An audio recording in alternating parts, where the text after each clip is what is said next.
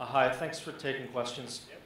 I guess just Brent Snavely with the Detroit Free Press, and just to clarify, I think you made it clear, but are you, Mr. Marchionne and Mr. Williams, saying that the Tier 2 wage structure, the entry-level wage, will go away over the life of this contract? And what is the life of this contract? And can you explain what you mean by a path? No.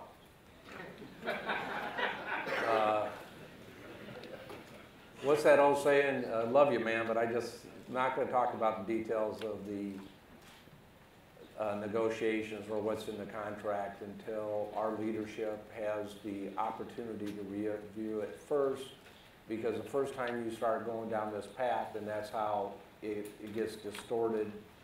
And we've always had a long-term policy of that, Brent, but nice try. And it's unfair. I think we talked about it because other people who have to express an opinion have not had a chance to say it. Yeah.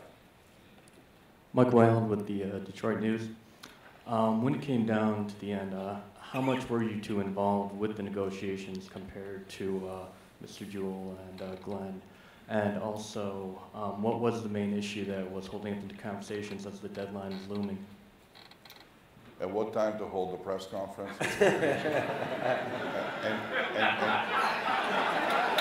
They held it up. And then I think that the best way to describe, and I can only tell you about the relationship that Dennis and I have had over this period of time. Our value, if we have any to society and to this particular group, is that we act as incredibly efficient safety valves, and I think that the wisdom of our experience has been brought to bear as required in various phases of this process. But I think we have, at least on my end, I've had complete and total faith in the people that we have selected out of FCA to manage this exercise, and they've done a tremendous job. So, you know, we came in as necessary. The safety valves worked. The system never got off the rails. I doubt it very much, by the way, given the relationship and the rapport that was established between the two teams, that our presence was that important. But I think it was sufficiently important to bring this thing home in the end. Yeah, I think that, you know, when you look at our process, and it's true throughout our country, you know, we have some very talented bargainers, and Norwood Jewell is one of those talented people. And Norwood and Glenn were the main players. They spoke. We were in constant communications. I was many times in the back room, and when they needed me, I was there. And we talked a great deal to the bargaining committee, and open dialogue, and talked about tough issues. And when Norwood needed me, I was there. And when, but this bargaining committee was totally engaged, working with their counterparts. So if you're asking me who did the bulk of the work, these guys, yeah, right? And did one hell of a job. I mean, on both sides. Issues aren't easy. I mean, often in today's society, we find ourselves dealing with a lot of complicated things. And tell you the truth, the UAW has a philosophy about the economic balance of this country and the inequality. And our mission is to, what I said, bridge the gap in this country. I mean, it's gotten out of whack. That's one thing that Sergio and I have had a lot of discussion on. We share a lot of views very similar because of that. That's unique, okay? That's why I said we have a unique relationship. We often find ourselves at a part because it's like, don't want to share anything. You know, I just want to make as much money as I can without sharing to people. And in this country, in this age, I truly believe that corporations that have that set of mind have lost their way. They, you know, many people get a lot of wealth. And if you don't share that wealth, you cannot have a strong society. And it's about balance. So, but these guys here, they get it on both sides. Jeff Bennett with the Wall Street Journal. Just wondering where you spent most of your time in your discussions. I know you talked about all kinds of events and both the Tier 2 and healthcare, so I'm wondering where you spent most of your time. And then Dennis, I'm wondering, do you anticipate that this will be used as the pattern and that you can get the 2 remaining automakers to sign off on it by the middle of next week? Well, I think first the executive board of the International Union has to really review the context. We'll do that tomorrow morning. I think then the leadership will be on their way to Detroit to be reviewing the proposal, the TA, and then we will go through it in detail. There's a lot to go through. And then they will go back and then start having meetings and setting up ratification votes. So this week is out of the question. But we are already bargaining with General Motors. We're already bargaining with Ford. We got very good vice presidents. We have very good teams. So I have all the confidence in the world in them.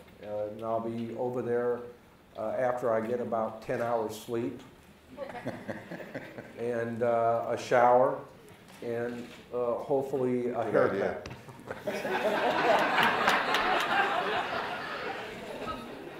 Thank you. Bernie Woodall with Reuters. Hi, Bernie. Hi Dennis. To Brent's question, can you just say the length of the contract? Is it 4 years? I mean, and we assume it's a 4-year contract. I think you have every right to assume. Okay. Would I be, and I would be correct, I would not be wrong. Secondly, okay, thank you. And Mr. Marchionne, you talked about the health care. What I get from your answer was that the idea that Dennis Williams first publicly proposed in June about the health care, his idea to cut health care costs is a key part of this contract. Is that correct? And finally, I know you must have been involved, whether you were here or not, but you being a rock star, and everybody wants to know, was Elvis in the building? Where did you pick that up? I didn't Lack know. of sleep. No, look, I mean, Dennis and I over the last few weeks have been exchanging a lot of SMSs, and I came into the building this afternoon. I sent him a message that says, I'm in the building, and I just looked at the message and I realized it's exactly what Elvis said. And so I sent him another message and it's not Elvis, right? Just to make sure that he wasn't expecting the second coming. But well, look, healthcare, and I'm not going to give you any more details than Dennis did, but healthcare was an important piece of it. It continues to be a significant portion of the cost equation of managing our relationship with our people. And I think that we have an obligation to find a better way to manage this cost pool, because I think that there are built-in inefficiencies in the way in which it is being run now, which are allowing people to arbitrage value out and away from the people who are supposed to be the real beneficiaries of this process. So let us work on this. I think there's a commitment on the part of the UAW and FCA to continue to work on this issue even during the term of the contract, to try and bring the cost of execution down, but not to reduce the benefit piece of this to our people. Simon Shakett, Channel 7 in Detroit. What would you say is most unique about this negotiation compared with others in years past? What's made this one the most memorable for you? Well, I think that because of the troubles over with the economy in the past, build a different kind of relation with the companies and the union.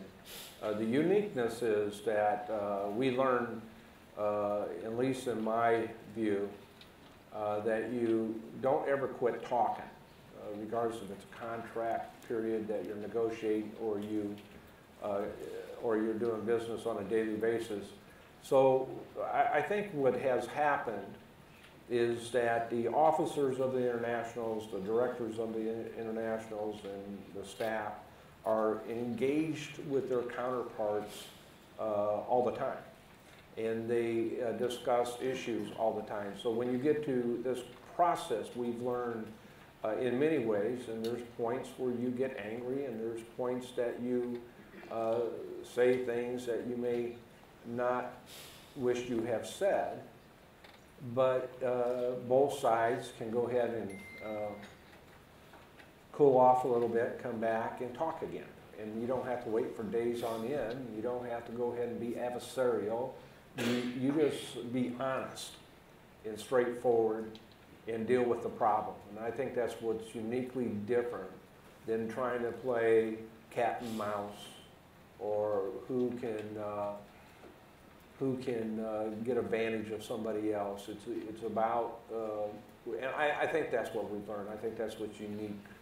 I've negotiated hundreds of contracts over my life and been in very adversarial relationships with different corporations at a different time in history. Today, the one unique thing that we know, and I know this is a long answer, is that we are ultimately in this together. And that's just a fact. If I can just add to this, to Dennis's long answer, and give you sort of a short add-on. I've had the opportunity to deal with 3 UAW presidents since I've been involved with Chrysler initially and now FCA. And one of the things that has happened in this period of 6 years plus is there's been a maturing, I think, of the relationship and of the position of the UAW towards the car companies. And whether it's because of the way in which we interface with the UAW, the way in which we view our role as sort of managers of an economic entity that provides wealth, and the way in which that wealth gets distributed, and it's a much more liberal view, much more in line with what Dennis described as our primary objective in terms of managing these things. But it's a result of this, or a result of the economic crisis that we lived through in 2009, and the way in which these businesses were reconstituted. And I said this when we opened our bargaining session here a few weeks ago. You know, if you look back from 2009 until now, FCA has actually put in over $11 billion in cash into the rebuy. And it wasn't a qualified commitment. I mean, it actually converted paper instruments that existed in a company that was fundamentally bankrupt in 2009 and monetized them to the tune of $11 billion. That kind of commitment, that kind of execution is, for a company that was in as dire a set of straits as we were in back in 2009, is a phenomenal accomplishment. But it's a reflection of the alignment of interest that exists between us as managers of this business and our workforce. For the very first time, and I've been doing this for a while, for the very first time, we actually are beginning to see a convergence in, and I hate using the term, but economic ideology about what the purpose is of an economic entity, and the way in which capital gets compensation, or it earns its way into the existence of a company, and the way in which labor participates in that wealth creation. We're at the beginning phases of what I consider to be an evolving dialogue, which is not finished yet. In my view, from where I sit today, I think that this contract that we've done, that we're proposing to the membership for ratification, is an indication of the kind of philosophical approach that this House wants to use going forward as a way of living. And it's not seen as a one-off or as a way of dealing with rectification of what people may think were past injustices. I think it's a reflection of the way in which we as a House want to continue to develop this relationship with our people. And I think it's going to become structural. It's better become genetic, I think, to the way in which we as automakers make cars and create economic wealth. It's crucial. It's the beginning of a longer process, but I think we have gone miles. And I know Dennis is humble. He doesn't want to blow his own trumpet, but these guys have pulled off what I consider to be an absolutely necessary ingredient of the next phase of development of this industry. And I'm not trying to overstudy the contract. I'm just telling you that the philosophy and the instincts that were supporting this view. and what we ended up proposing to the workforce is reflective of that kind of depth of understanding, and it shouldn't be minimized. Yeah. And that was his short answer to my... That's why I send SMSs, right? I mean, and with that, it's time for me to end the party. Yeah, one thing, Brian, keep on one thing. I want to respond to something that I've been thinking about since it was asked me. They said, somebody asked me, and I can't remember who it was, is this a contract that you will pattern through the, and I can't remember who asked me that. Anybody raise their hand? Okay. Was it? No one wants to confess, huh? So let me say this. This is a contract that we can very well pattern, all right? But pattern is unique to each company. When I look at a pattern, it's about the economic part of it, and then it's about whether or not the company has a greater ability to pay, right? And that each company is different in the sense of what they were able to make. And the balance is, do we do a structure, and it doesn't have to be identical to be patterned, okay? There's certain things that is patterned, and, you know, in the process. So I don't want people to think for 1 minute that I'm not looking at the other companies and the amount of money they've made, and look at the uniqueness of their structure, because they are different in many cases, and that's, so I didn't want to walk away from here without answering that question. And each company has unique, different ways of operating. So we got to look at the operations. The vice presidents have analyzed it. They've looked at different ways to do things. Just because Chrysler or FCA and the UAW does things this way here, doesn't mean they do it that way at Ford or General Motors. So it's always been unique in several ways. So I guess the party's in overtime now, and we'll go to AP. Tom Christian from Associated Press. Without giving any details, just what we have now is very difficult for us to write. Whether or not you've reached some sort of accord on this giant healthcare pool that you had proposed earlier, Dennis.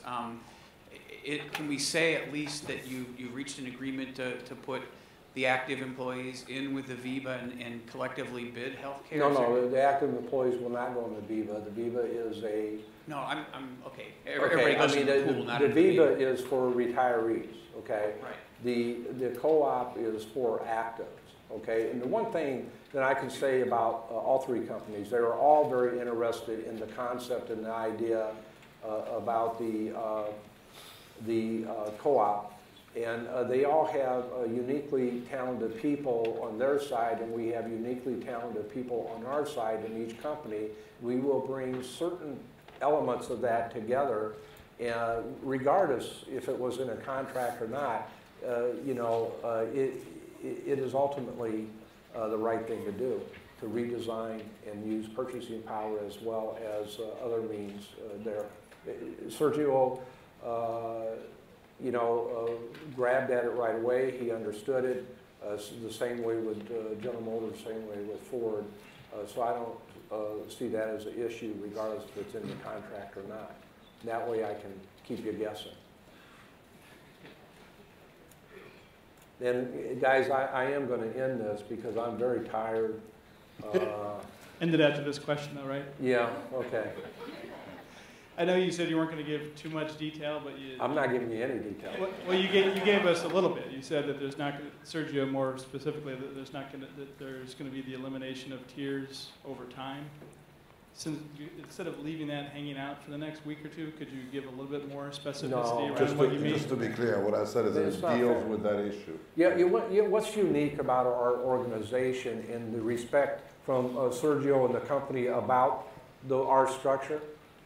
And what I love about our organization, most of all, no matter what we do, what action we take, the ultimate decision in the power of the union is our members, and they will make the final decision.